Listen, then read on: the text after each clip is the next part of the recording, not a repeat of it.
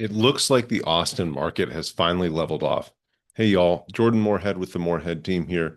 Going to give you a quick Austin market report. Of course, we're going to go month over month, but more importantly here now, we're going to look at year over year trends. So April 2026 stats just came out. Looking at the month over month trend, the median sales price is 440,000. That's up compared to March. That's to be expected. More homes are being listed, more people are looking for homes, and in this time of year in the spring, so the prices are going to be a little bit higher. The home prices are going to be higher in the spring and early summer markets versus, very early winter, especially late fall and late summer. It gets a little tough around here. Closed sales, those are up. We're at 2648. That's up 2% year over year. That's absolutely the trend we want to be seeing. We want to see sales continue to climb year over year, and they're climbing month over month here too. Of course, because of that, the total sales dollar volume is up. So that's the number of homes sold by the price of the homes sold. Obviously, that's gone up if more homes have sold for a higher price. Months of inventory, that is down. Again, months of inventory is our best measure of inventory in the real estate market. How many people are buying homes versus how many homes are out there. So because more people are buying homes, there's less months of inventory on the market. We were close to 6 months of inventory last month, which is considered a balanced market. I think most people would call it a buyer's market, but technically that's considered a balanced market. Over 6 months is buyer's market, under 6 months is seller's market.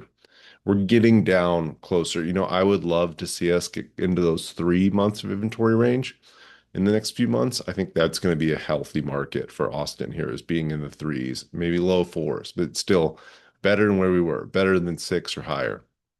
Um, that being said, new listings are up a little bit, but they're down a fair amount year over year. So they're up about 400 month over month. They're down 7% year over year. Active listings, that's down 15% year over year. So this is what this tells me.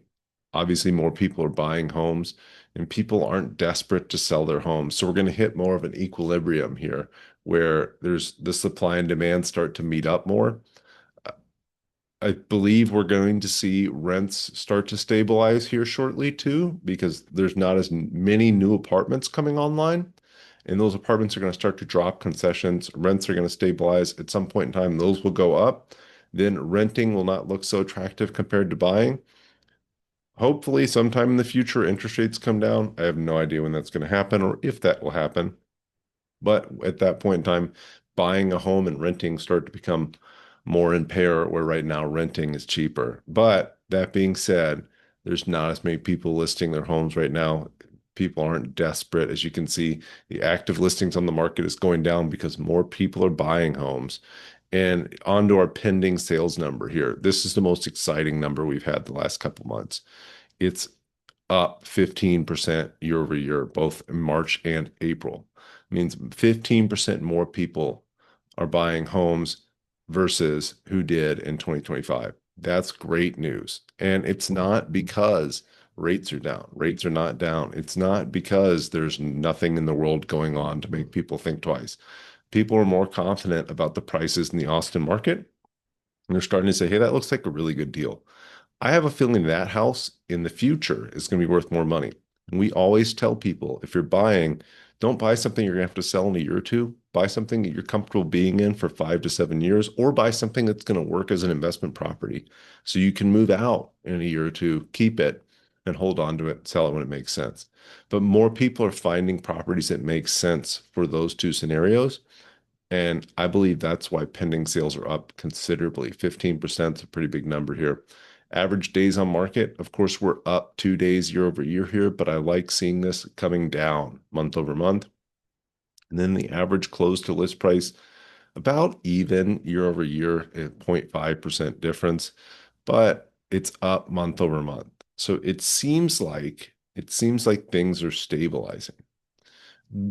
What I was waiting for is to see this trend over a couple months.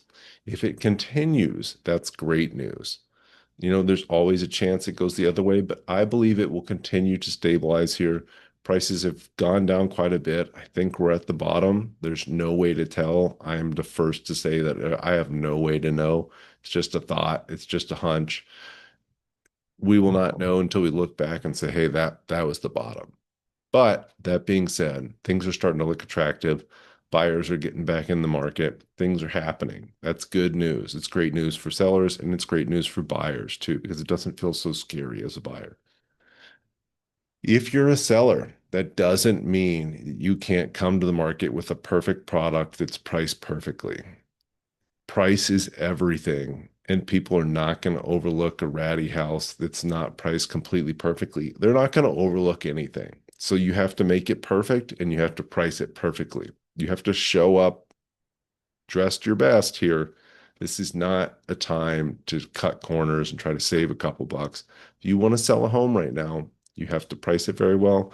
You have to fix all those little things that are wrong with it. And you might need to make some updates like paint, maybe some carpet, maybe some light fixtures, cheap stuff that goes a long way. If you're a buyer, you still have a lot of opportunity here for the next little while. I don't know when this opportunity is going to end, but I know it's going to last at least for the next few months. I think this is going to be one of the best times to buy a home in Austin in the near future, just because we have all sorts of economic development that continues to happen here. I am very confident on the direction of the Austin area.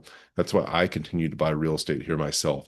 I want to own as much as I can here in the Austin area for as long as I can, because I know the future is going to be bright. So I'm buying deals right now that make sense. I think if you're looking to buy your first home, it's a good time to get in, get a rate buy down, get that mortgage rate down, make it make sense. If you're looking for an investment property, there's people with distressed properties that can't fix them up and make them look nice, that are just ready to get out. Time to get in now. If you have any questions here, reach out. We'd always love to help at the Morehead team. My email is jordan.morehead@kw.com, and you can call or text at 512-888-9122 anytime. Thank you and have a great day, y'all.